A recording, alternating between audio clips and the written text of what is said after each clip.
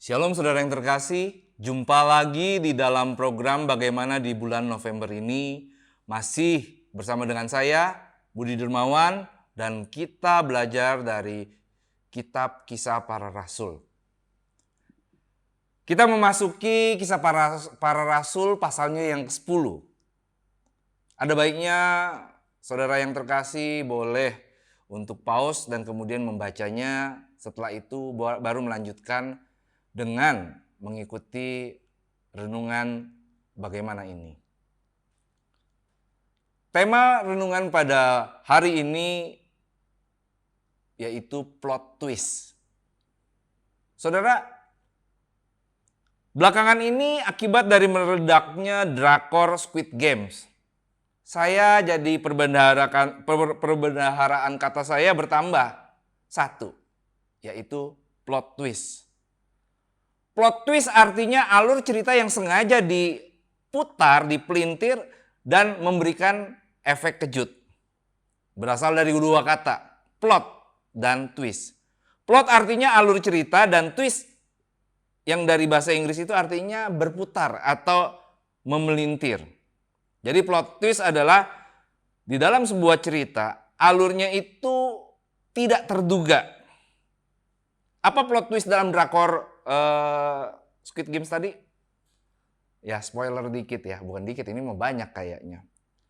Ternyata peserta seorang kakek tua yang bernomor punggung 001 adalah bos dari penyelenggara game Squid Games ini sendiri. Kenapa dia ikut? Walaupun taruhannya adalah nyawanya, karena dia mengalami kebosanan dalam hidup. Saudaraku yang terkasih, mungkin saudara bertanya, apa hubungannya dengan Kisah Para Rasul 10? Ya, di sini kita juga menemukan apa yang disebut dengan plot twist.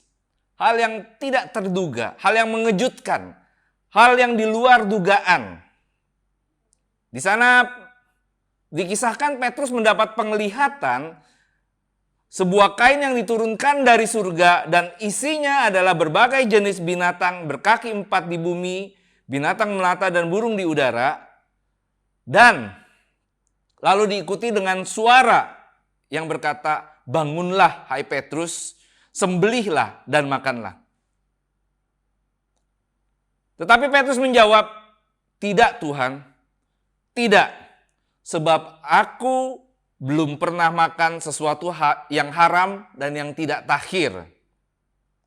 Saudara yang terkasih, di Indonesia ini kita bisa menyelami pergulatan batin seorang Petrus yang menolak untuk memakan binatang yang haram dan tidak tahir. Salah satunya misalnya BABI atau B2.